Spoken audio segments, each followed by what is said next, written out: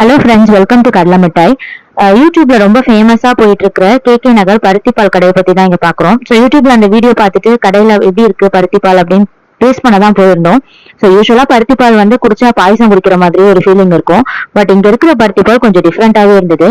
என்னமோ healthy drink குடிக்கிற மாதிரியே இருந்தது.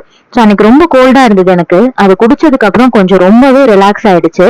அது மட்டும் இல்லாம அந்த கடையை அவர் ரொம்ப சுத்தமா வச்சிருந்தாரு. அவர் கடை மேல எவ்வளவு நம்பிக்கை இருந்ததுன்னா அவரே உட்காந்து ஒரு கிளாஸ் பருத்திப்பால் குடிச்சிட்டு இருந்தாரு. சோ அதை பார்த்த உடனே நான் ரொம்ப இம்ப்ரெஸ் ஆயிட்டேன்.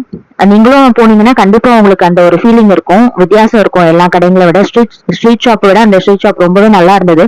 யூஸ்வலா அந்த பக்கம் போனீங்கன்னா ட்ரை பண்ணுங்க அப்படின்னு தான் சொல்வேன். ஆனா இதுக்காகவே நீங்க அந்த சைடு போய் ட்ரை பண்ணி பார்க்கலாம்.